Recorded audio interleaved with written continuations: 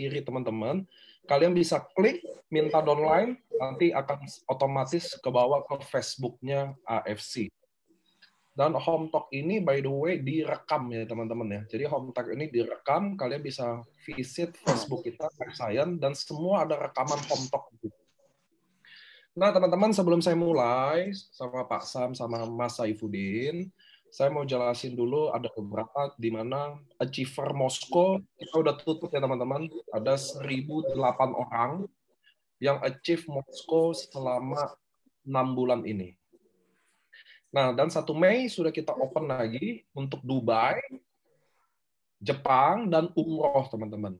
Tapi Dubai nggak multiple, nggak bisa double ticket. Cuma bisa 1. Kenapa? Karena di limit. Hari ini, teman-teman, kalau input udah masuk ya, walaupun di sistem kami belum beresin. Kenapa belum diberesin? Karena kita masih tutup semua, beresin semua sambil ngerjain. Jadi jangan takut. Apapun yang kalian input hari ini dari 1 Mei sudah terhitung. Gitu ya teman-teman ya. Nah teman-teman, saya nggak mau buang waktu. Saya mau jelasin dulu home talk ini apa sih teman-teman. Jadi setiap hari Senin, AFC selalu bikin ada training NDO atau home talk. Jam 8 malam, waktu puasa. Karena nunggu teman-teman habis sholat dulu. Home talk itu apa sih teman-teman? Di mana saya mewawancarai. Saya mewawancarai seorang leader yang dipilih. Kenapa? Karena kadang kita belajar dari pengalaman member atau leader. Pengalaman adalah training sesungguhnya. Sama kayak teman-teman harus tahu. Training sesungguhnya, training yang terbaik untuk Anda adalah training yang Anda lewatin sendiri dari pengalaman kalian sendiri. This is the best. Nggak ada lagi yang lebih the best. Nah, semoga pengalamannya Saifuddin, Mas Saifuddin, bisa kita pelajari. Bisa kita lihat apa yang bikin Mas Saifuddin bisa sukses di bisnis ini. So, teman-teman, sebelum saya memulai acara ini, saya akan setelin video Mas Udin. Bagi teman-teman yang belum nonton, kalian bisa nonton dulu. Siapa Mas Udin benarnya. Oke? Saya akan setel videonya.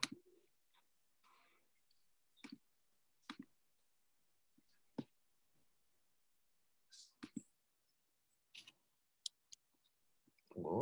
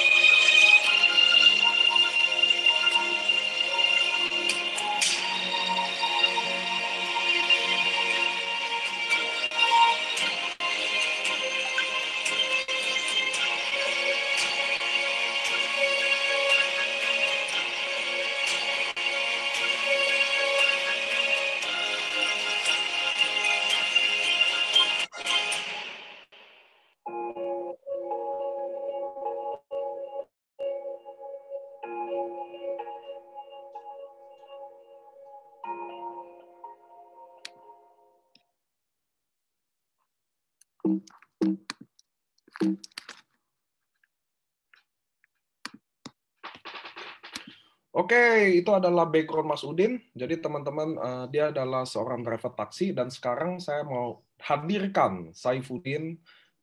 Halo Mas Udin. Malam Pak Niko. Keren, mic-nya ada lampunya, luar biasa Mas Udin. Jangan tegang dulu, kita masih opening ya teman-teman ya. Mudah-mudahan kita bisa dapat pelajaran dari sini. Mas Udin, boleh nggak kenalin diri? Jangan tegang Mas Udin. Ya, jangan tegang.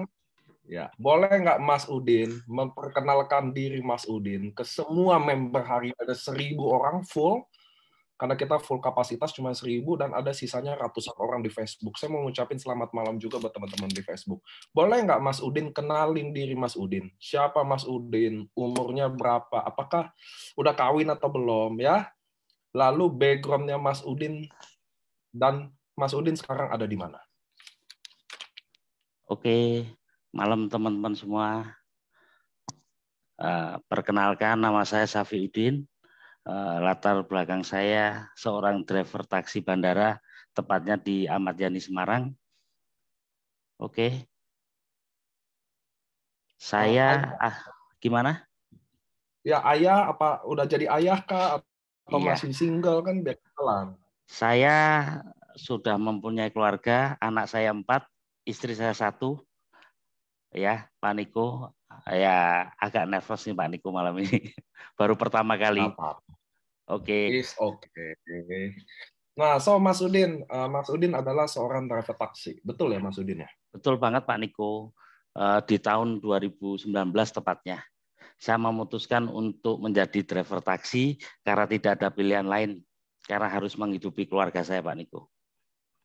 Oke. So, dari 2019 Mas Udin jadi driver taksi, betul ya? Betul sekali Pak Niko. Di Semarang Apa? tepatnya. Oke, soalnya Dokter Susi pernah jadi penumpangnya Mas Saifuddin ya, benar ya Dokter Susi ya, yang suka bawain acara di kita ya. Amin. Mungkin seperti itu. Karena Iya, banyak kan Pak. dia ceritanya gitu. So, apa ceritanya? Bagaimana ceritanya sampai seorang Saifuddin, driver taksi, airport, bisa mengenal AFC? Bisa mengenal dulu ya, saya nggak tanya joinnya dulu. Yang saya tanya, apa ceritanya bisa seorang driver taksi bisa mengenal AFC? Siapa yang kasih tahu? Boleh nggak ceritain ke kita? Boleh. Awal mula tepatnya bulan September, saya diperkenalkan oleh Pak David, namanya sponsor saya, dan Ko Adi Gunawan, diperkenalkan tentang FC. Saat itu saya memang juga belum Pak Niko, juga belum menjadi driver taksi juga bulan September, di awal-awal bulan. Dan awal mula itu saya memutuskan ada dua Pak Niko, antara saya ditawari FC sama menjadi driver taksi, seperti itu. Dan akhirnya saya memutuskan untuk menjadi driver taksi. Melanjutkan seperti itu ya Pak Niko. Memutuskan mengambil peluang di driver taksi karena saya memiliki keluarga dan saya nggak mau berangan-angan yang tinggi-tinggi waktu itu. Karena anak saya di samping minta kuliah, sama yang satu pengen kitan waktu itu Pak Niko. Saya akhirnya saya tak kerja dulu selama 3 bulan. Pak David itu memperjuangkan atau menawari saya selama 3 bulan. Setiap pagi beliau ke rumah saya Pak Niko, menawarkan tentang AFC. Beliau full up sampai tepatnya 3 bulan. Dan setiap pagi luar biasanya Pak David, sampai saya respect banget sama beliau, setiap pagi membelikan es krim anak saya supaya saya mau join di AFC. Seperti itu cerita awal mula. I see. Jadi, oke. Selama 3 bulan berturut-turut tanpa hari libur. Seperti itu Pak Niko kurang Setiap lebihnya. hari Pak David, Setiap hari. sponsornya Saifuddin, datang ke rumah dan anterin es krim buat anak. Iya, setiap pagi tepatnya. Sampai istri saya jenuh. Kenapa anak ini kok selalu ke sini? Ya kan? Ditawari bisnis yang seperti itulah. Bahkan istri saya sendiri ngomong ke saya, awas kalau sampai kamu main seperti itu, bisnis yang nggak jelas, ya salah satunya yang minta cerai seperti itu Pak Niko. Oh seriously? Jadi kalau Mas Saifuddin diancam kalau join bakal di-train istilahnya gitu ya? Iya betul sekali Pak Niko. Nah tadi saya berpikir kenapa didatengin tiap hari selama 3 bulan nggak diusir? Ternyata es krim jawabannya ya. Jadi dia Mas Saifuddin mau usir juga nggak bisa karena anak kan seneng kan? Seneng banget Pak Niko. Dari itulah luar biasanya Ko David, tanpa menyerah menawari saya. Padahal saya ini siapa? Bukan siapa-siapa Pak Niko. Tapi dia tahu setiap kalau saya join pastilah minimal merubah nasibku selain jadi supir taksi semacam itu kok. Awal mulanya Ko David. Keinginannya lah seperti itu Pak Niko. Oke. So Mas Saifuddin gini. Memang Mas David bawa es krim setiap hari, tapi kan pasti selama 3 bulan. Kenapa stop di 3 bulan Mas Saifuddin menyerahkan diri? Itu kan the next question-nya ya. Karena kan saya sih dia datang tiap hari, memang senang anak dapat es krim. Saya Betul, mengerti juga, mau diusir nggak enak kan. Mau betul. dibukain pintu, karena anak udah mau buka pintu. Nah, Tapi apa yang bikin di 3 bulan itu akhirnya oke, saya akhirnya menyerahkan diri. Karena kan ancamannya dicerai istri ya. iya betul sekali Pak Niko. Ancamannya Apa luar yang biasa bikin? banget. Karena gini Pak Niko, kenapa saya memutuskan karena Ko David sempat datang ke bandara menemui saya selama minggu-minggu terakhir. Ya tepatnya sebelum Natal sampai setelah Natal tuh Pak Niko. Sampai terakhir kali saya ditemukan oleh Dokter Luigi. Diajak ketemu Dokter Luigi dengan cara apa? Ko David antri beli tiket taksi. Padahal saya nomor 5 Pak Niko. Akhirnya Ko David mau nyamperin dan beli tiket di nomor yang sama. Harus ketemu saya diajak dipaksa untuk ketemu Dokter Luigi. Awal mula cerita yang terakhir seperti itu Pak Niko. Dan Oke. alhamdulillah saya memutuskan karena nggak ada pilihan lain setelah saya ketemu Dokter Luigi. Karena tahu sendiri karakter Dokter Luigi ngomongnya ya agak seperti itu. Dan itu bisa membangunkan mimpi saya Pak Niko. Semacam itu. Oke. So, gini, saya penggal-penggal dikit teman-teman biar kita bisa banyak dapat pelajaran ya. Pertama jadi Ko David, saya kenal juga, dia sponsor langsung. Dia tiap hari datang ke rumah sampai di minggu-minggu terakhir sebelum Mas Udin join, dia datang ke airport, dia antri khusus untuk ketemu Mas Udin untuk paksa ketemu Dokter Luigi. Betul Mas Udin? Betul sekali. So, apa yang bikin apa omongan Dokter Luigi yang bikin Mas Udin sampai decide, oke, saya akan join bisnis ini? Ya, seperti itu kok Pak Niko. Oke, karena Ko David itu nggak pernah menjelaskan tentang AFC selama 3 bulan. Cuman beliin es krim, terus ngomong ini AFC bisa bagus. Oke lah, nantilah Fit, saya pikirkan karena saya butuh uang setiap hari. Karena anak saya kebutuhannya lebih banyak, istri saya di rumah, saya nggak ada pilihan lain. Kalau untuk menjalankan AFC pun, mana mungkin seorang supir taksi bisa, saya bilang gitu. Dan alhamdulillah sekali, waktu ketemu Dokter Luigi malam-malam, Dokter Luigi cuma ngomong, Mas ngapain lu hidup? Kalau cuman sekedar hidup, monyet aja juga hidup. Saya digituin sama Dokter Luigi. Bahkan aja untuk beli rokok nggak ada gitu. Memang betul Pak Niko. Saya aja berangkat pagi jam 5, pulang jam 11 malam dengan hanya berpenghasilan 100.000, itu pun nggak cukup.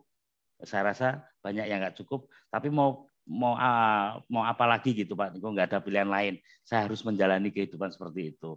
Dan waktu Dokter Icu ngomong seperti itu, dia menjelaskan sangat singkat tentang perusahaannya, tentang produknya, dan wow, beliau apa ya, melihatkan bonus beliau dalam waktu 1 tahun di AFC sekian nominalnya. Akhirnya saya cuma berpikir tidak ada pilihan lain. Ya kalau besok saya masih hidup, kalau besok saya mati, terus istri saya sama siapa? Banyak yang suka, tapi belum tentu anak saya lakinya suka. Intinya seperti itu Pak Niko. Akhirnya saya bangkit, dan awal saya bangkit itu orang Jawa bilang MPC UGD, mbuh piye carane utang gadidol. Akhirnya saya memutuskan untuk menggadaikan kalung tanpa istri saya tahu, menggadaikan motor untuk saya bisa jadi member di AFC. I see. So, itu tadi saya mau nanya. So kan, oke, Mas Udin mau gabung, lalu kan nggak ada duit ya. Ternyata Mas Udin gadai kalung dan motor, betul ya? Betul sekali Pak Niko. Oke. Sekarang pertanyaan selanjutnya, waktu istri tahu motornya udah nggak ada, kalung udah mulai, pasti ada momen di mana dia mulai tahu dong, nggak Ya, apa ada yang terjadi? bukan tahu lagi Pak Niko, sempat kaget. Saya mau nggak mau harus jujur. Karena dalam segi apapun kejujuran nomor 1 bagi saya Pak Niko. Saya cerita apa adanya dan saya diputuskan 1 minggu. Mau tidak mau, ya silakan keputusanmu seperti itu. Dan hari pertama saya prospek di Semarang, tidak ada closingan. Akhirnya saya memutuskan dengan hanya bawa uang 200.000 saya pergi ke Surabaya. 200.000 ke Surabaya. Iya, awal mula saya menjalankan AFC Pak Niko. Dengan apa yang ada di Surabaya sampai Mas Udin harus di Surabaya, kan Mas Udin domisili di Semarang kan? Betul sekali Pak Niko, karena mungkin teman-teman saya nggak ada yang percaya sama saya waktu itu Pak Niko. hanya seorang supir taksi, ya kan, semacam itu. Akhirnya saya memutuskan ke Surabaya karena saya waktu itu menghubungi seorang teman. Dan saya ngomong apa adanya, aku punya bisnis tapi nggak punya modal. Intinya boleh nggak saya numpang 2-3 hari di sana. Semacam itu Pak Niko. Karena saya memulai pengennya di Surabaya, nggak tahu arahnya ke sana. Mas Udin ke Surabaya sendiri? Kebetulan di hari itu saya dengan Ko David berdua naik kereta. Dan sampai di sana, saya dengan Ko David perjalanannya sangat luar biasa. Banyak nggak closingnya Pak Niko, alias ditolak. So, apa yang bikin Mas Oke, Mas Udin 3 bulan di prospek. Lalu ketemu Dr. Luigi dan Mas Udin join, bergabung, gade, kalung, gade motor. Lalu jalan di Semarang nggak ada harapan. Betul ya? Nggak ada Betul closing. sekali. Mas Udin pergi ke Surabaya, suram juga katanya. Dengan bawa 200.000. Saya nggak tahu 200.000 itu cukup nggak di Surabaya. Saya nggak bisa bayangin. Apa yang bikin Mas Saifuddin sadar bahwa oh ini keputusan gue keputusan yang buruk nih bergabung AFC. Apa yang bikin Mas Udin tetap percaya bahwa Mas Saifuddin bisa sukses? Saya nggak tahu apa. Boleh nggak saya tanya ke Mas Saifuddin, apa yang bikin Mas Udin kenapa nggak nyerah aja loh? Karena teman-teman di Zoom ini 1.000 orang ini dan di Facebook ratusan, ada yang maaf Mas Saifuddin belum tentu sekuat kamu, belum tentu menyerahkan semua harta untuk bergabung di bisnis ini, tapi dia udah menyerah dalam 10 atau 20-nya. Sedangkan Mas Saifuddin kan udah gade semuanya.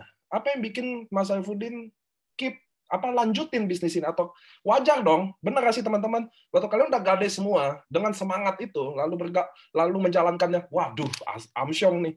Ada dong rasa-rasa, waduh, kayaknya salah ambil keputusan nih. Nah, Mas Saifuddin gimana di posisi itu? Apa pemikirannya? Saya pengen tahu. Kalau pemikiran saya cuma satu, saya punya mimpi yaitu membahagiakan keluarga, Pak Niko. Makanya keputusan saya ambil dan pada akhirnya proses itu terjadi dan saya menemukan salah satu di sana juga ada tim bisnis kami juga Pak Niko, namanya Bu Marlena di Surabaya, tim bisnisnya Ko David juga. Dan waktu itu saya belum ketemu beliau, saya di sana presentasi pada siapapun, kapanpun, bahkan di terminal, bahkan di stasiun. Nah, sampai pada akhirnya saya ketemu teman saya namanya Mas Bondan dan saya dikenalkan yaitu pemilik Museum Kanker Indonesia yaitu Profesor Dr. Ananto. Beliau adalah mitra awal-awal saya di Surabaya, Pak Niko. Selama 3-4 hari, enggak tahu saya tidurnya itu pindah-pindah tempat. Akhirnya awal saya bangkit lagi begitu ketemu Prof. Dr. Ananto itu, beliau bercerita sedikit dan beliau langsung memutuskan join juga di grup saya Pak Niko. Nah, itulah yang membuat saya bangkit lagi Pak Niko. Oh, luar biasa. Jadi ada seorang profesor yang bergabung sebagai tim Mas Saifuddin, di mana Mas Saifuddin inilah menjadi harapan barunya, benar nggak sih? Betul. Lalu Mas Saifuddin, saya mau tanya ya, ini juga penting buat teman-teman. Apa yang bikin Mas Saifuddin percaya diri? Karena maaf, banyak di saya, di member AFC sendiri. Kalau dia prospek orang besar, apalagi kondisi dia, maaf, kondisinya lagi di bawah banget, lagi down banget, dia merasa tidak percaya diri. Merasa tidak percaya diri, merasa rendah diri bahkan untuk ketemu orang-orang itu. Nah, Mas Saifuddin, seorang driver taksi, apa perasaan Mas Saifuddin waktu datang ke profesor itu untuk jelasin kan apa yang bikin dia mau gabung ke Mas Saifuddin? Karena saya nggak bisa bayangin. Ini mungkin penting pertanyaan ini buat teman-teman agar dia bisa tahu bahwa dia percaya diri. Bahwa Anda hari ini mau orang susah kayak mau Anda hari ini hari ini, nggak ada hubungannya sama hari besok. Boleh nggak Mas Udin share ke saya apa yang bikin seorang driver taksi bisa closing seorang profesor pemilik museum? Apa yang Anda katakan ke dia sampai dia mau ketemu Anda kan? Oke Pak Niko, awal mula kami cuma bercerita ngopi sambil ngerokok bareng. Pada dasarnya orang kalau kita tawarin bisnis pasti lari.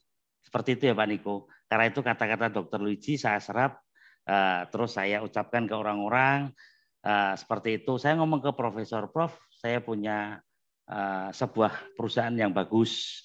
Intinya produknya paten fungsi, profesor pasti lebih tahu. Selama 1 hari pertama tidak ada respon sama sekali Pak Niko. Hari kedua saya datangi ke museumnya, alhamdulillah ada respon sedikit Pak Niko. Hari ketiganya baru beliau mau memutuskan ingin lihat kantornya dulu. Jadi kan bisnis ini kan trust, kepercayaan. Jadi prosesnya itu antara 1 sampai 3 hari. Di mana kami ini mau pulang ya nggak jadi pulang karena nggak punya uang ya Pak Niko. Di awal-awal itu. Yang mau mana boleh pulang harus closing. Kalau nggak closing di rumah sudah nungguin. Nggak mungkin istri saya udah marah seperti itu Pak Niko. Saya harus closing, saya harus buktikan seperti itu. Karena impian saya memang sangat besar Pak Niko. Cuman mungkin lewat jalan bisnis AFC ini saya bisa terbantu lah. Saya minimal bisa mendapatkan apa ya impian-impian saya yang selama ini terpendam Pak Niko. Mungkin di dunia pertaksian nggak mungkin lah. Saya punya impian, punya mobil, punya rumah nggak mungkin lah. Mungkin lewat jalur AFC ini ketemu Prof. Ananto memutuskan karena beliau melihat usus-usinya waktu itu. Ini bagus untuk usus. Semacam itu aja Pak Niko. Terus aku harus bagaimana? Saya jelaskan, Prof, saya bukan orang hebat, saya bukan orang pinter tentang produk, tapi ini bisnisnya menarik. Karena dengan hanya modal 20 sekian profesor, saya tanya, profesor bisa mempunyai income 100 juta sebulan. Saya cuma cerita seperti itu. Udahlah Mas, kalau bisnis nanti, karena beliau boleh dicek di Jalan Kayen Surabaya, beliau, istrinya, anaknya semua profesor. Saya kalau untuk bicara tentang produk pasti kalah semacam itu. Tapi saya dengan kegigihan saya Pak Niko, saya harus closing. Akhirnya beliau memutuskan join 1 diamond 2 ruby. Itu awal mula saya menjalankan AFC. Dan itu pun saya terus terang Pak Niko meminta bantuan Dokter Liji lewat video call. Dok, saya minta bantuan sebentar dong. Nah, semacam itu aja Pak Niko. Cara saya di awal.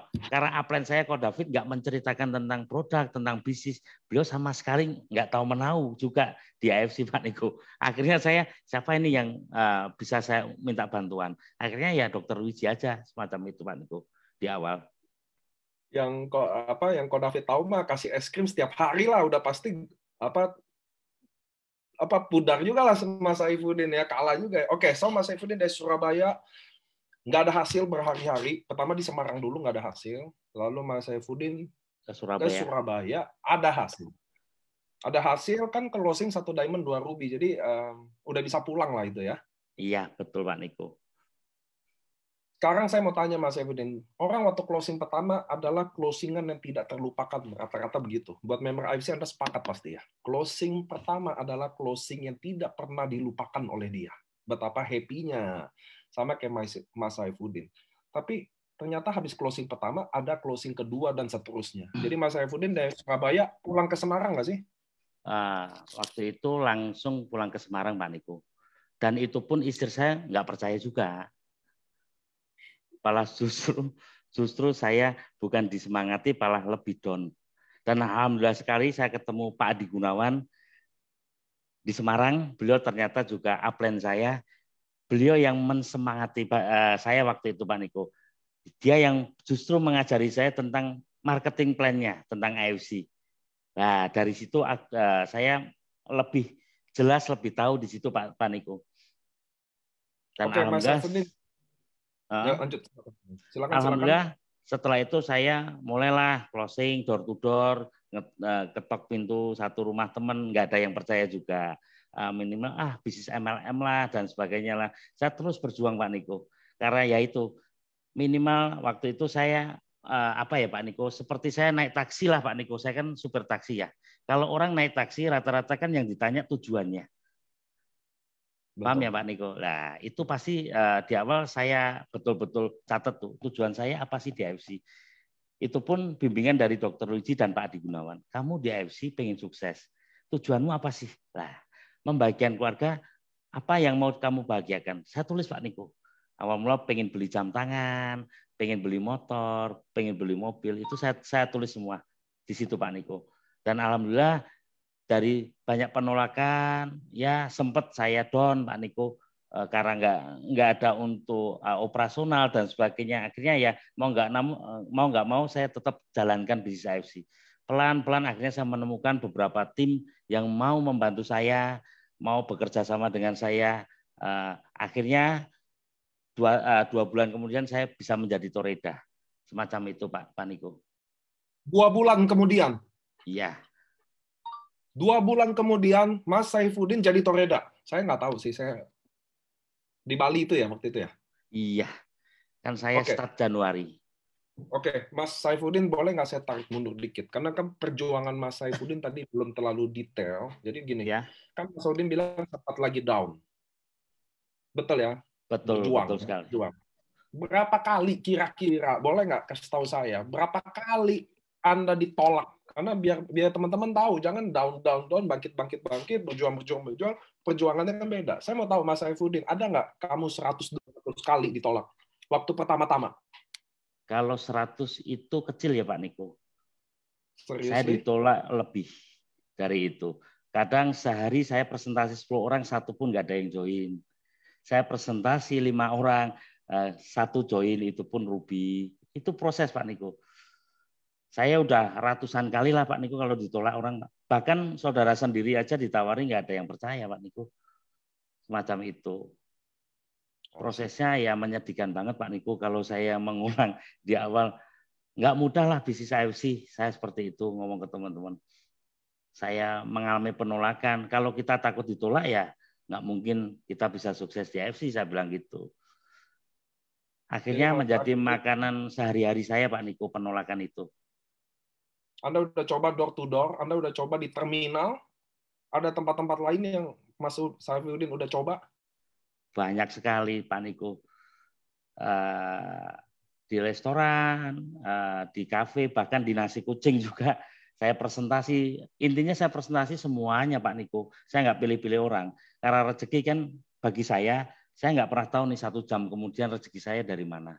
Yang penting saya nikmati aja prosesnya Pak Niko. Dengan bimbingan Pak Adi, baik pun Pak Adi gimana nih caranya, saya sering telepon beliau, saya sering telepon Pak Dr. Luigi, semacam itu. Dan akhirnya saya ketemulah Bu Marlena, Pak Niko, tim bisnis saya, yang memang diperkenalkan Ko David, Pak Niko. Lah dari situ saya lebih percaya diri, karena saya awal mula presentasi jajaran TNI dari grupnya Bu Marlena, Pak Niko. Oh, jadi Bu Marlena ini adalah salah satu anggota TNI? Iya, suaminya yang sekarang ada di bawahnya Mas Saifuddin? Iya, betul. Ada 2.000 TNI di bawah saya, Pak Niko. Seriously? Iya. Beliau mungkin ada di sini. Beliau yang mengajarkan saya untuk jangan pernah down, Mas. Selalu semangat. Saya dengan mitranya beliau, yaitu Budina, presentasi di kalangan Dandim, Kolonel, dan sebagainya.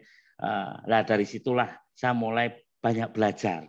Oh, bahkan waktu saya presentasi di jajaran TNI, Pak Niko, nggak ada mukanya yang tersenyum waktu itu. Saya kaget juga. Saya presentasi dari awal sampai akhir, kok nggak ada yang tanya, nggak ada yang itu awal mula. Saya ketawa sendiri. Ini memang beda ya. Apa itu memang presentasi di kalangan TNI ya. Semacam itu Pak Niko. Yang saya alami lah di awal-awal memang wah serius Pak Niko. Agak serem sih. Nggak mudah banget untuk presentasi di jajaran TNI. Saya tahu Mas Saifuddin ini bukan orang biasa, saya tahu. Dari kita ketemu pertama kali di Semarang, saya tahu Mas Saifuddin bukan orang biasa. Cuma pertanyaannya gini, Mas Saifuddin, ya. Memang Mas Saifuddin bilang Mas Saifuddin itu tahu tujuannya. Jadi waktu datang ke sini, kamu tahu tujuannya. Karena kan Mas Saifuddin adalah sebagai driver selalu biasa mengantarkan orang ke tujuannya. Betul ya Mas Saifuddin? Tapi begini, sebagai manusia akan saya juga akan merasa dosa kalau saya nggak nanya apa alasan utamanya Mas Saifuddin udah prospek ke warung, terminal, door to door, kafe, nasi kucing, ditolak sebanyak itu. Lalu kenapa lu nggak give up juga? Kira-kira gitu loh. Kan setiap orang punya cara untuk memotivasi dirinya sendiri untuk bangkit lagi. Saya percaya itu. Kalau saya bilang tidak ada orang yang tidak bisa down. Saya always down juga. Tapi apa yang saya tahu cara motivasi diri saya lagi. Salah satunya ketemu member, ketemu leader-leader di daerah yang berjuang, saya akan bangkit lagi. Tapi Mas Saifuddin, untuk Anda yang dimana belum saya nggak tahu cobaan hidup-hidup yang dulu, tapi apa yang bikin Saifuddin ditolak dari mana-mana, yang Anda bilang kalau 100 kali ditolak itu mah kecil Pak Niko, itu yang teman-teman dengar ya tadi ya, bahwa saya tanya 100 kali ada nggak? Wah, kalau 100 kali kecil. Lalu apa yang Anda bikin tidak give up? Saya setuju kalau ketemu Bu Marlena, anggota TNI sampai 2000 ada di Mas Udin, karena Mas Udin tidak pernah menyerah. Saya juga percaya itu. Bagi orang yang tidak menyerah, dia akan menemukan suatu hari. Suatu hari pintu rezeki itu akan terbuka. Saya percaya itu. Tapi pertanyaannya, tidak semua orang akan ketok pintu itu terus, walaupun belum terbuka. Apa yang bikin Saifuddin, seorang Saifuddin, driver taksi, coba segala cara, udah gade semuanya, dan lu nggak nyerah-nyerah juga. Apa yang bikin Mas Saifuddin pasti down dong. Kamu manusia. Apa yang bikin Mas Saifuddin bangkit lagi? Itu yang teman-teman mungkin akan mau dengar juga. Karena kita semua ada down, tapi nggak semua orang tahu cara bangkitin dirinya. Kalau Saifuddin, apa yang bikin seorang Mas Saifuddin bangkit lagi dari setiap ditolak dan jatuhnya? Oke, Pak Niko. Kenapa kok saya selalu bangkit, Pak Niko? Karena ya salah satu hal memang Pak Niko, faktor keadaan ya. Keluarga saya dengan anak 4, istri di rumah, tidak ada pilihan lain, betul-betul Pak Niko di situ. Saya mau down, terus gimana nih anak saya sekolah, bentar lagi mau kitan, minta waktu itu 3 bulan lagi Pak harus seperti ini, harus seperti ini. Terus anak saya pengen kuliah di situ Pak Niko. Jadi saya selalu menatap anak istri saya setiap malam Pak Niko, bahwa mereka nggak tahu pengorbanan ayahnya seperti apa. Yang mereka tahu hanya di rumah bisa jajan, ya ada uang gitu Pak Niko. Jadi saya setiap malam selalu melihat anak-anak dan istri saya Pak Niko. Itu yang membuat saya nggak pernah patah semangat. Mungkin kata-kata motivasi bagi saya biasa. Tapi di mana anak-anak saya waktu tidur, saya melihat mereka berempat, melihat istri saya, lah itu yang membuat saya jatuh bangkit lagi. Seperti itu Pak Niko. Karena ya terdesak ekonomi lah Pak Iko. Saya melihat memang AFC ini bisnisnya real. Produknya pun bagi saya luar biasa, perusahaannya pun luar biasa, nggak mungkin lah AFC akan menipu saya. Makanya saya putuskan waktu itu juga saya di awal bulan Januari Pak Niko, saya memutuskan untuk tidak driver taksi lagi. Saya memang lepas, nggak ada pekerjaan yang lain. Mau nggak mau ya inilah suatu harapan saya, mungkin doa-doa saya yang dulu-dulu yang pernah saya pikirkan, saya pengen ini itu, tapi lewat apa nih? Nggak mungkin kalau seorang karyawan saya bisa seperti ini. Mungkin saya menatap menatap waktu itu ya banyak lah, sampai nggak bisa ngomong Pak Niko. Memang itu perjuangan awal, memang nggak ada uang sama sekali untuk ninggalin rumah aja, sama sekali nggak ada. Sampai gimana Bu, kalau ada orang mau ngutangi uang nggak apa-apa, terima dulu. Itu awal-awal saya, terus terang Pak Niko. Dan saya ngomong, kalau 1 minggu memang saya nggak ada hasil, ya Ibu mau apa terserah. Tapi alhamdulillah Pak Niko, 1 minggu pertama saya bisa mengembalikan motor, bahkan kalung istri saya di minggu pertama Pak Niko. Ya dengan nggak pulang itu Pak Niko, dengan proses itu di awal. Dan setelah itu saya sempat down. Terus saya mau ngapain ini? Mau nawari siapa lagi? Karena saya daftar nama memang nggak ada sama sekali Pak Niko. Bahkan teman baik saya, seorang Pak Ginung yang waktu itu tak tawari, cuman beli produk. Dan dia nggak respect sama sekali tentang AFC. Ya nggak apa-apa lah, itulah bagian dari proses saya. Teman-teman baik saya, saudara saya, sahabat saya, nggak ada yang mau mendengarkan. Dan pada akhirnya aku ketemu teman lama juga, saya tanya-tanya dari teman juga, namanya Bu Nuni, dia mulai percaya sama saya lagi, akhirnya beli produk lah. Produknya itu untuk upgrade saya, untuk jadi diamond. Itu awal mula saya di AFC Pak Niko. Dengan 3,3 gimana caranya saya diamond, tapi tidak dengan uang saya gitu. harus jualan produk dulu. Dan alhamdulillah sekali dengan perjalanan saya di awal itu, nah saya menemukan orang yang cuma konsumsi. Akhirnya saya bisa diamond. So, Mas Saifuddin, setiap malam lihat keluarga, istri, anak. Pernah nggak Mas Saifuddin ceritain kesusahannya ke istri anak waktu lagi berjuang itu? Ya namanya negatif Pak Niko, nggak mau mendengarkan.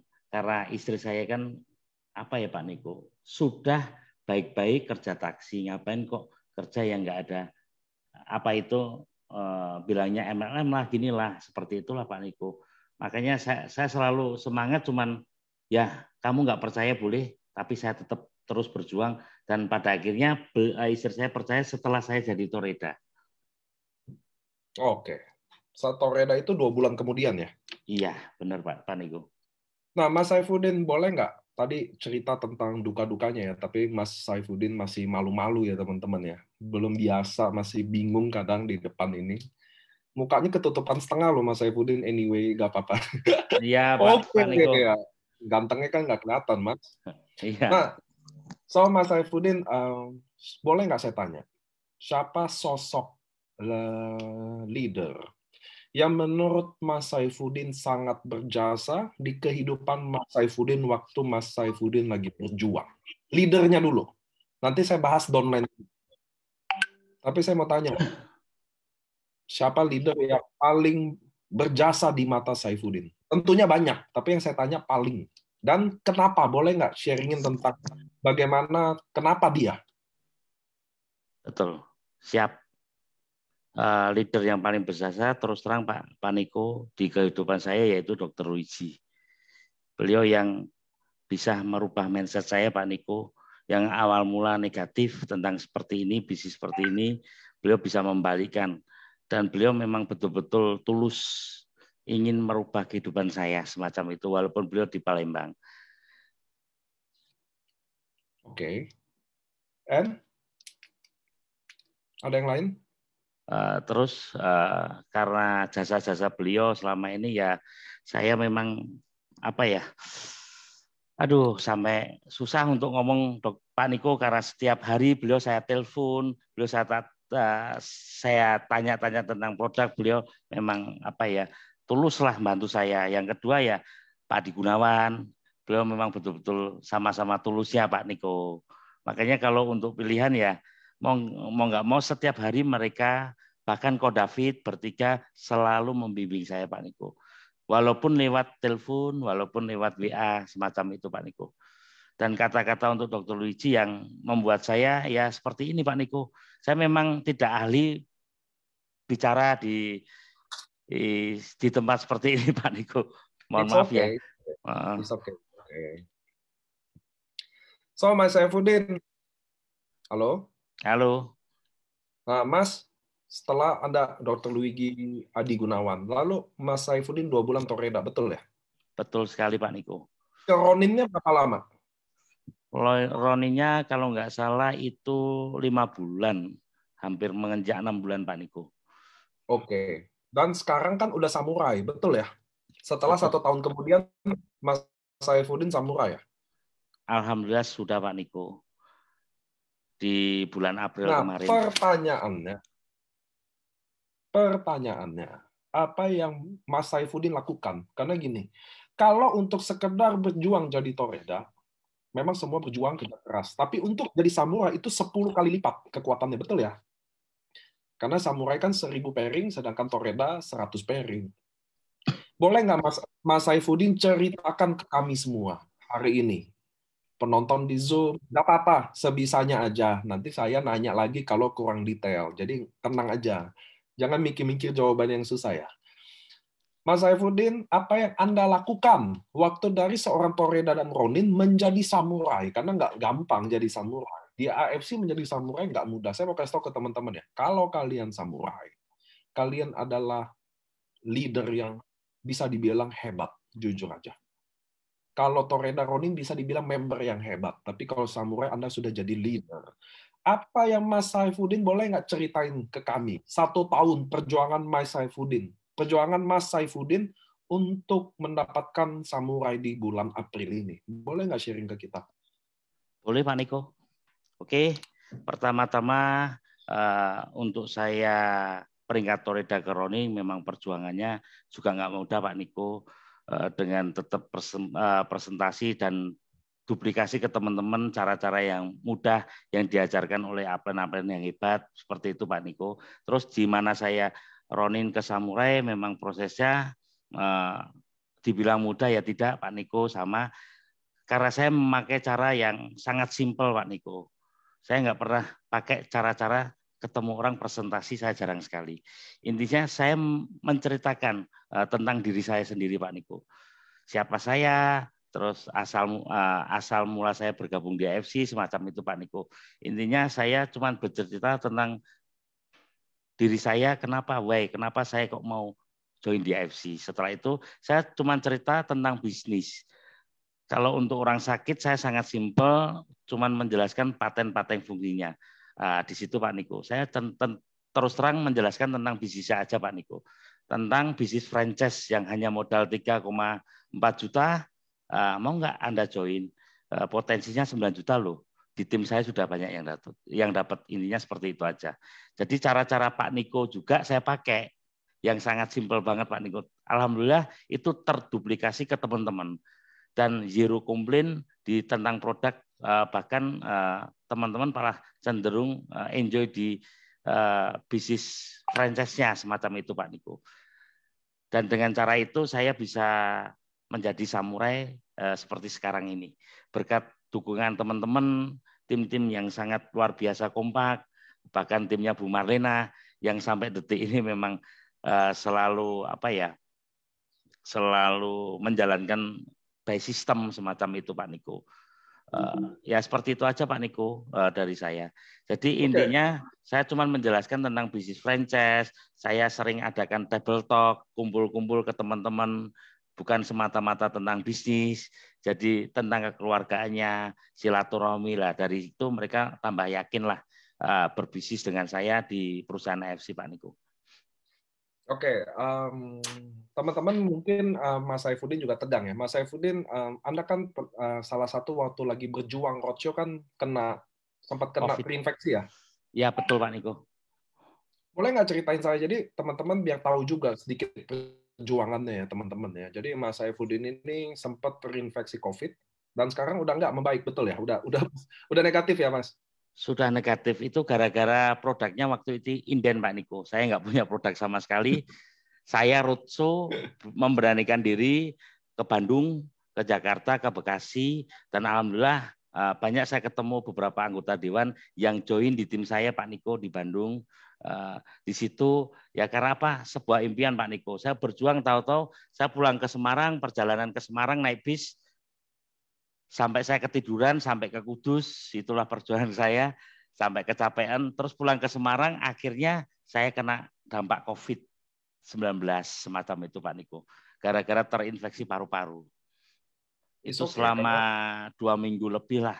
Alhamdulillah setelah itu datang Utsukushi waktu kemarin itu ada pinjaman dari teman, dari tim saya Pak Niko, saya minum, alhamdulillah ya luar biasa, lebih cepat untuk apa itu lebih fit lah, lebih cepat untuk kembali sehat semacam itu Pak Niko. It's okay karena teman-teman harus tahu ya, mungkin Mas Saifuddin deskripsinya kurang lengkap, jadi dia roadshow teman-teman. Mas Saifuddin ini adalah leader juga yang lahir dari sebuah roadshow. Roadshow adalah di mana kalian pergi ke kota-kota lain untuk menggarap bisnis ini, ngembangin bisnisnya, sehingga dia sempat kena terinfeksi. Saya juga dikabarin waktu itu sama Dr. Luigi. Langsung saya hubungin, so teman-teman, bagi saya terbayarkan. Bukan saya bilang harus kena atau enggak ya, tapi kalian kalau berjuang, seperti Saifuddin, Mas Saifuddin, memang semua ada resikonya. Termasuk saya juga roadshow, semua ada resikonya. Tapi kami sebagai pejuang, termasuk Mas Saifuddin, menganggap perjuangan itu selalu ada harga. Betul ya Mas Saifuddin ya? Betul sekali Pak Niko. So Mas Saifuddin, boleh nggak tahu, mungkin biar teman-teman tahu ya, apa sih yang Mas Saifuddin kan roadshow juga. Saya tahu Mas Saifuddin roadshow. Ke kota-kota apa aja, apa yang Anda lalui. Boleh nggak sharing-sharing juga ke kita, biar teman-teman mungkin di sini yang dengar dia nggak tahu mungkin roadshow itu seperti apa. Kenapa harus roadshow? Nah, boleh nggak Mas Saifuddin ceritain ke kita bagaimana Mas Saifuddin roadshow, situasi di lapangan kayak gimana, apa yang Mas Saifuddin lakukan, dan bagaimana hasilnya dari roadshow? Oke, Pak Niko. Pertama-tama memang bisnis AFC ini kalau untuk offline saya memang untuk online saya memang nggak jago sama sekali Pak Niko. Ya memang itu sebuah keputusan karena saya pengen tahu, pengen membina betul-betul tim saya, tahu keluh kesahnya tim saya. Awal mula saya roadshow hanya di kota Semarang, Jogja, Solo. Akhirnya saya memutuskan ke Jakarta, ke Bekasi, ke Bandung, ke Surabaya ya. Saya memiliki harapan besar supaya saya tahu lebih jelas keluh kesah tim-tim saya yang ada di luar sana Pak Niko. Jadi memang betul-betul ini bisnis memang dari hati, nggak bisa cuman orang join terus kita tinggalkan. Saya betul-betul orang mau join bergabung di bisnis AFC dengan tim saya ya harus saya bantu Pak Niko. Minimal balik modal dulu lah Pak Niko semacam itu. Cara-cara saya pakai lah Pak Niko. Di mana Anda join Ruby ya tugas kamu cuma cari 11 orang. Nah 11 orang itu saya bantu untuk presentasi. Itu yang cara saya lakukan Pak Niko. Dan alhamdulillah terduplikasi ke teman-teman Pak Niko. Oke. So, Mas Saifuddin, di sini ada Dr. Luigi. Saya panggil Ya, Dr. Luigi. lah itu Sama dokter adik itu. Dr. Luigi, boleh nyalain nggak videonya, Dok? Tunggu, saya mudah-mudahan Dr. Luigi. Halo, Dok. Halo Nick, bentar Nick, baru keluar kamar. Lah Oke, beliau itu yang banyak kisah cerita ke saya Dr. Luigi Pak Niko. Dok, Dia boleh yang nggak? lebih tahu. Boleh nggak Dok bantu ceritain bagaimana perjuangan Saifuddin ya? Karena kan Mas Saifuddin lagi tegang-tegang nih pertama kali ngomong depan Zoom ini. Jadi boleh nggak sih dari perspektif Dr. Luigi juga? Nanti Adi Gunawan juga saya panggil ya, Pak Adi Gunawan ya. Get ready Siap. ya. Nah, boleh nggak dari Dr. Luigi ceritain sedikit bagaimana Saifuddin dokter kenal dia, bagaimana perjuangan dia sampai dia sekarang adalah samurai. Dia adalah kebanggaannya dari AFC sekarang. Aduh, sorry Nick ya, habis sambil aku selalu nangis kalau dengar cerita Udin ini, selalu aku nangis. Jadi, oke, teman-teman. Jadi, aku pertama-tama aku mohon maaf ya Mas Udin karena waktu itu ketemu ya Niko kan sama aku hampir sama sifatnya. Jadi mungkin ada kata-kataku, mulut aku yang terlalu kasar. Aku mohon maaf ya. Tapi aku kasar banget sih waktu itu aku ngomong ya. Jadi karena aku lihat Mas Udin dalam kondisi yang sangat berbahaya, tapi aku lihat kondisi berbahaya dia itulah yang bisa bikin dia sukses. Halo Nick? Ya Dok, kedengeran Dok. Karena aku sering sama Niko berdua berbulan-bulan, Niko selalu ingetin aku juga bahwa yang bahaya Dok kalau kita masuk ke zona nyaman. Dan aku lihat memang zona Udin ini nggak nyaman. Menurut aku itu titik balik yang bagus, suatu motivasi terbaik buat dia. Aku katain gembel lah, aku katain laki-laki ada guna lah dan segalanya. Sorry, mohon maaf banget. Sampai istrinya minta cerai. Aku sebenarnya yang lebih tegang gue nih, karena aku yang suruh dia begitu gitu. Jadi kalau dia cerai, itu gara-gara aku juga kan. Terus ada satu kejadian yang mungkin juga ingat, waktu di Surabaya pun aku promosikan Udin bahwa dia akan mengalahkan leader-leader yang lain gitu. Jadi di saat dia lagi down, lagi nggak punya apa, aku bilang ini ada orang hitam legam, terus supir taksi gitu, gembel gitu, tapi bisa ngalahin kalian semua. Dan Udin waktu itu bilang, dokter Riki bahaya tuh ngomong kayak gitu gitu. Aku bilang ya bahaya Mas, bahaya buat aku. Kalau Mas gak sukses, bisa aku nih yang mati gitu ya. Dan habis itu dia prospek orang, aku bantuin kan, inget gak Mas Udin yang di Surabaya? Ada beberapa orang datang, kita prospek, satu pun nggak ada yang join. Aduh. Betul Dok. Bayang rasanya. Apa? Untung baru sekarang ceritanya, kalau nggak nama aku bisa hancur juga nih. Jadi gila nih.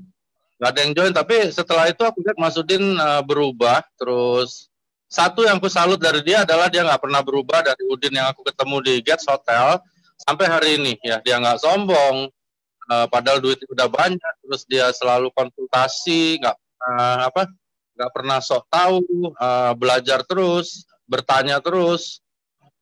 Satu lagi aku seneng istrinya sekarang udah nggak mau cerai ya. Jadi Ya, Dok.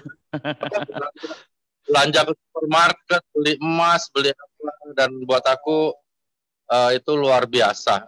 Maksud aku kadang-kadang aku sendiri malu sama Udin karena banyak hal yang dia lakukan yang aku pun nggak lakukan. Jadi sangat wajar. Sebentar lagi kalau nggak salah udah triple samurai ya Mas. Mudah-mudahan Anda bisa Amin. jadi daimyo atau bahkan Bushido gitu. Kita nggak pernah tahu. Jadi tapi semua di atas semuanya Niko, ada satu orang yang sebenarnya Mas Udin kita berdua lupa terima kasih, yaitu Anda sendiri Niko. Ya, Niko ini anak muda gila gitu.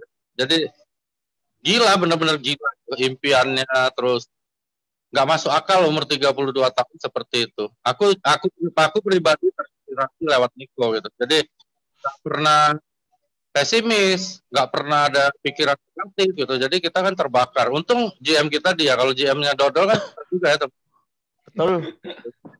Oke. Terima kasih ya, karena Niko juga mungkin Udin bisa jadi. Amin, Mas amin. Udin harus tambah semangat. Harus. Dan patuhi protokol kesehatan. Oke, thank you dokter. Saya ajak sekarang Adi Gunawan ya sebagai salah satu leader yang. Halo Pak Adi Gunawan, thank you dokter Luigi. Sama-sama Nick.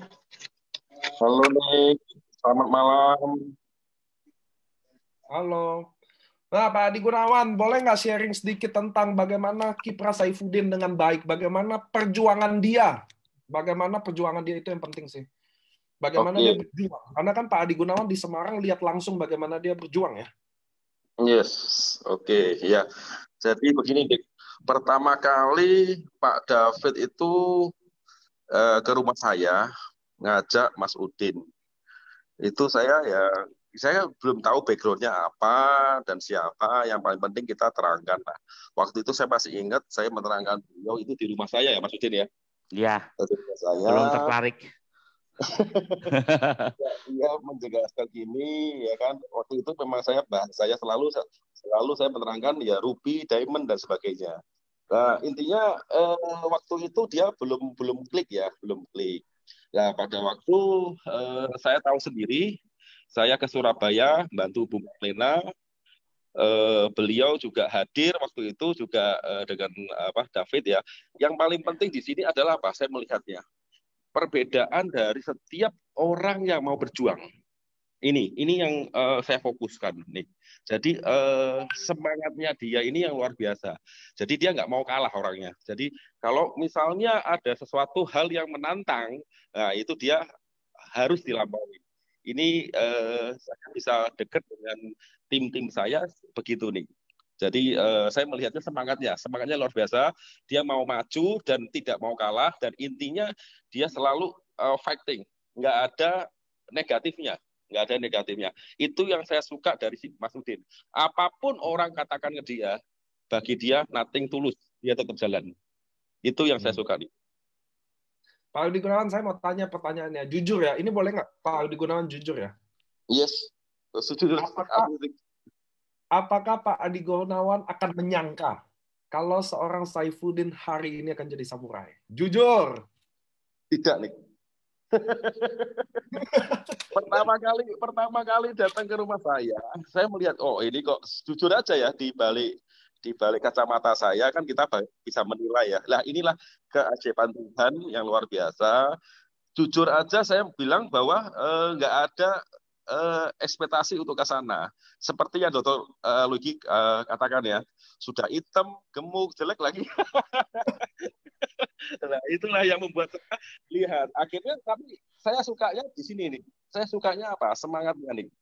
Semangatnya luar biasa. Jadi nilai negatifnya nggak ada di tempatnya dia. Jadi orang kalau mau istilahnya ya teman-teman kalau kumpul gitu ya, kumpul gitu ya, orang ini dipal gitu ya, bahasa Jawanya dipal itu apa?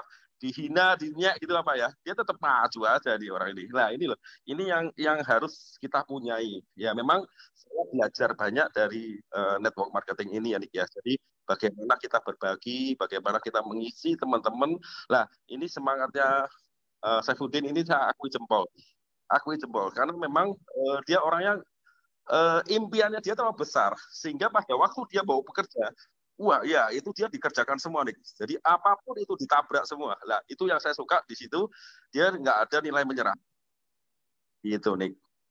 Oke, ini boleh tanya nggak Bu Marlena sendiri yang Bu Dandim ya, apakah dia hari ini ada nggak ya? Ada kelihatannya nih ada Namanya yang mana? Marlina itu nama dia bukan ya? Coba aja nih. Coba aja. Takut salah lah. Tapi nanti coba kalau dia ada, tolong infoin saya teman-teman ya. So, terima kasih ya Pak Adi Gunawan ya buat sharingnya tentang Saifuddin seperti apa ya. Thank you. Nah, Mas Udin lagi saya mau balikin nih. Tinggal mungkin 1-2 pertanyaan lagi ya Mas Saifuddin. Siap. Karena Mas Saifuddin teman-teman ada ya? Ada ya? Tunggu, saya dapat chat kalau Bu Marlena ada di sini. Mana ya? Boleh nggak sih info saya namanya yang mana? Biasanya bisa ajak buka audionya aja, suaranya aja kalau keberatan videonya karena mungkin beliau ini. Saya masih nunggu ya. Amazing 77 Lena. Oke, saya akan bukain. Oh, ini Bu Lena.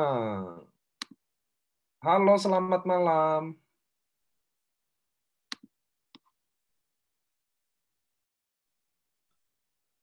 Tunggu, saya udah buka dulu ya audionya Bu Lena. Halo, Bu.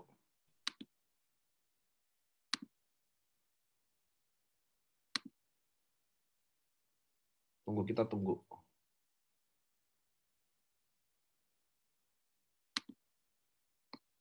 Bu Marlena tinggal nyalain mic-nya ya. Saya udah opening sih.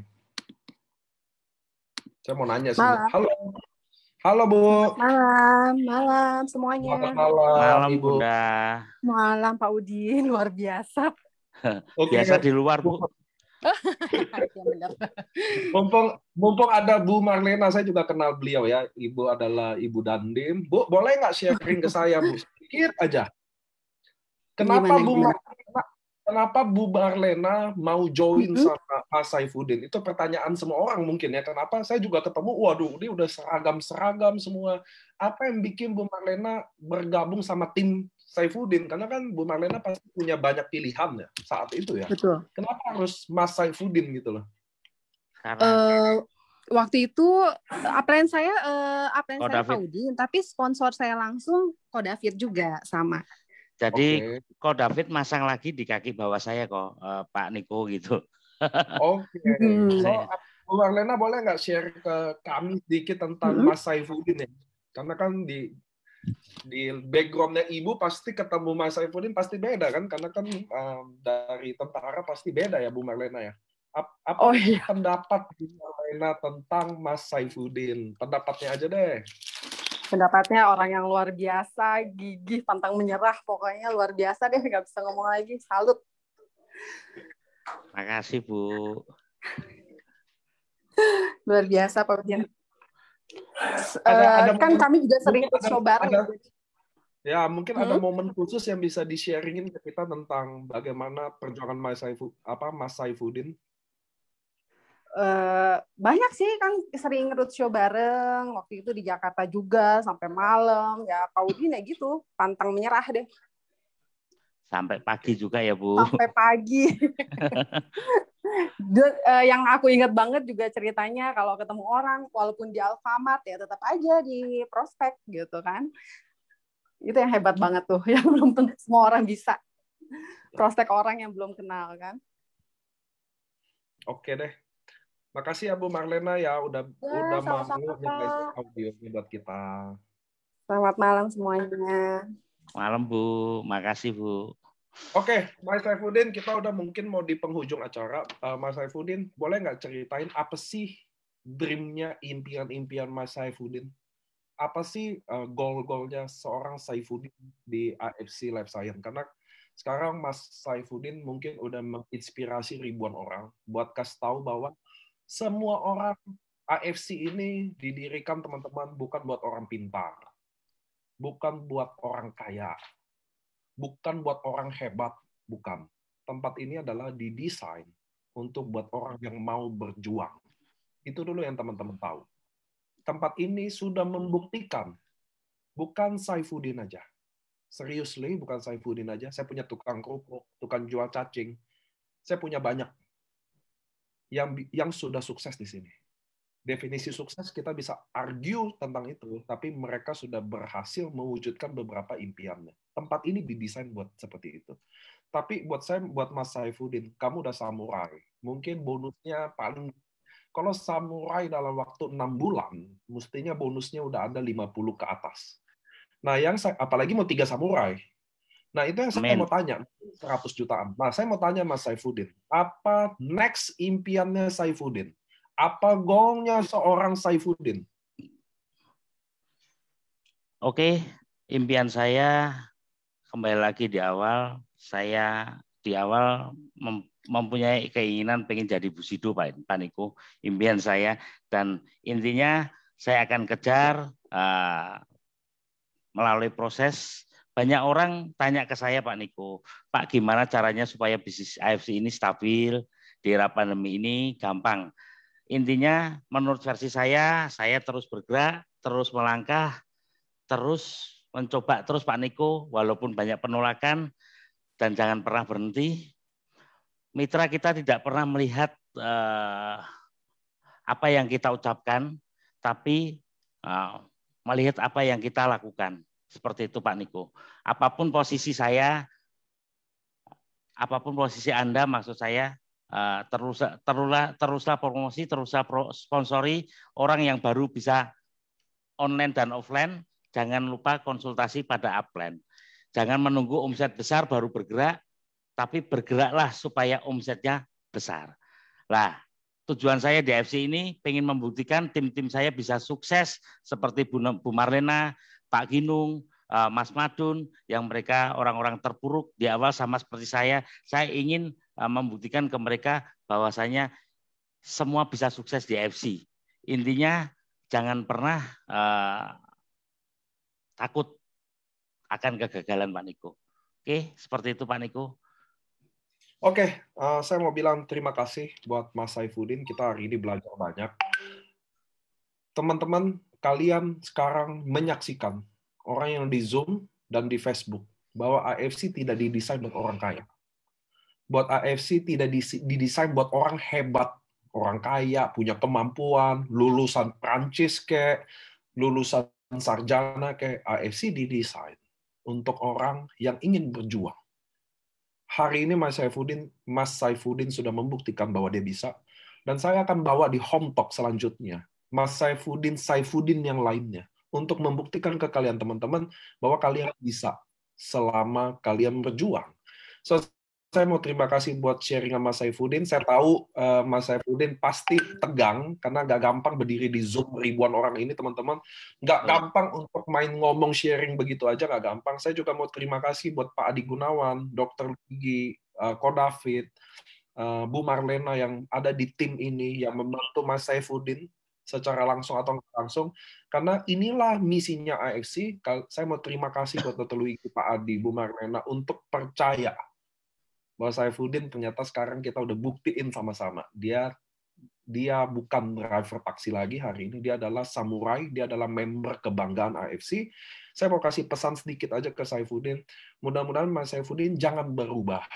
Oke? Amin. Walaupun nanti punya banyak duit, walaupun nanti jadi Bushido beneran, jangan berubah. Oke, Mas Udin ya. Itu Mas Udin berani janji ke kita semua hari ini jangan berubah. Siap. Saya akan seperti yang dulu Pak Niko, selalu humble, selalu jujur, selalu menyayangi mitra-mitra saya Pak Niko. Itu selalu rendah hati ya Pak Mas Udin ya. Amin amin Pak Niko. Karena banyak leader-leader yang jatuh karena mulai berubah teman-teman. So inilah bisnis AFC. Kami semua, saya Niko mau menutup acara hari ini dan mau bilang, teman-teman, lanjutkan perjuangan kalian. Masih ada 5 bulan. Semuanya bisa terjadi. Kita lagi opening promo untuk umroh buat kaum muslim